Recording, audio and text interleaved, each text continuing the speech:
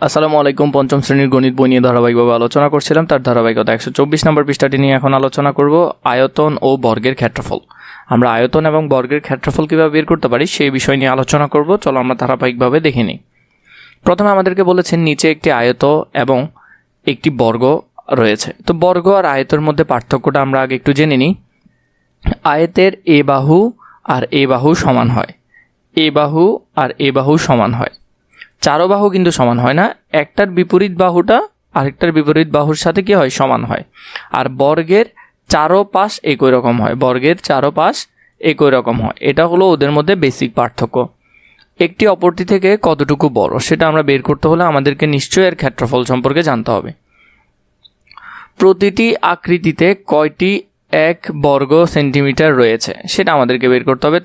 তোমার কি মনে আছে আমরা কিভাবে ক্ষেত্রফল নির্ণয় করি? তো আমরা তো মোটামুটি ক্ষেত্রফল যেটা একটু আগে বললাম যে ক্ষেত্রফল বের করেই আমাদেরকে করতে হবে। আয়তের ক্ষেত্রফলের সূত্র হলো দৈর্ঘ্য গুণ প্রস্থ, মানে দৈর্ঘ্য এখানে 3 আর প্রস্থ এখানে 3, দৈর্ঘ্য এখানে 5, গুণ দিতে হবে 3 5 15, তাহলে এটার ক্ষেত্রফল হবে 15। আর বর্গের ক্ষেত্রফলও সেম। মোট কথা বর্গের সব বাহু একই হওয়ার কারণে দৈর্ঘ্য গুণ দৈর্ঘ্য দেওয়া হয়। কী দেওয়া হয়? দৈর্ঘ্য গুণ দৈর্ঘ্য, কারণ এটা প্রস্থই তো নাই, একই সাইজের সবগুলা। তাহলে চলো সমাধানটি করে ফেলি। আমরা এখান থেকে সমাধানটা করব। আয়তের ক্ষেত্রফল 5 গুণ 3, তাহলে 3 5 15 বর্গ সেন্টিমিটার। তাহলে কত বর্গ সেন্টিমিটার? 15 বর্গ সেন্টিমিটার। বর্গের ক্ষেত্রফল তাহলে 4 গুণ 4 মানে 16 বর্গ সেন্টিমিটার। তাহলে একটা 15 একটা 16, ক্ষেত্রফলের পার্থক্য হলো 16 বিয়োগ 15 মানে 1 বর্গ সেন্টিমিটার। অর্থাৎ বর্গটা আয়ত থেকে 1 বর্গ সেন্টিমিটার বেশি। এতএব বর্গক্ষেত্রটি আয়তের চেয়ে 1 বর্গ সেন্টিমিটার বেশি। তো আমরা এখান থেকে এইভাবে করে এটা বুঝতে পারলাম। এরপর দেখো নিচের ডটযুক্ত কাগজ ব্যবহার করে 7 বর্গ সেন্টিমিটারের ক্ষেত্রফল বিশিষ্ট আকৃতিটি তৈরি করি এবং সহপাঠীদের সঙ্গে দলে আলোচনা করে ইচ্ছেমতো আরও কিছু আকৃতি তৈরি করি। তো এখানের মধ্যে আমি 7 বর্গ সেন্টিমিটারের ক্ষেত্রফল বিশিষ্ট এই আকৃতিটি করেছি। তো 7 1 2 3 4 5 6 7, তার মানে 7টা, অথবা 1 2 3 4 5 6 7 8 9, তুমি 9 বর্গ সেন্টিমিটারও করতে পারো। তা আমাদেরকে বলেছে আরও কিছু আকৃতি করার জন্য।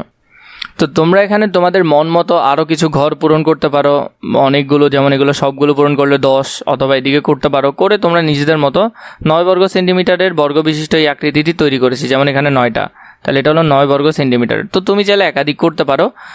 বড় ক্ষেত্রফল নির্ণয়ের জন্য আরও কিছু একক রয়েছে। যেমন বড় ক্ষেত্রফল, যেমন 1 এওর সমান 10 বর্গমিটার। 1 এওর সমান কত? 10 বর্গমিটার।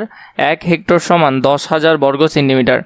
আর 1 বর্গ কিলোমিটার সমান 1 লক্ষ বর্গ সেন্টিমিটার। এখান থেকে যে 3টা সাইড নোট আছে, এই 3টা সাইড নোট খুবই গুরুত্বপূর্ণ। 1 এওর সমান 100 বর্গমিটার, 10 মিটার বাহু বিশিষ্ট একটি বর্গের ক্ষেত্রফলের সমান।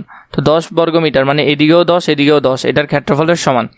1 হেক্টর হলো 1000 বর্গমিটার, এটি 100 মিটার বাহু বিশিষ্ট একটি বর্গের ক্ষেত্রফলের সমান। 1 বর্গ কিলোমিটার হলো 1 লক্ষ বর্গমিটার, অর্থাৎ এটি 1 কিলোমিটার বা 1000 মিটার বাহু বিশিষ্ট একটি বর্গের ক্ষেত্রফলের সমান। তো এখান থেকে তোমরা এগুলো খুবই সুন্দর করে এভাবে গোছালো আকারে করে ফেলতে পারবে।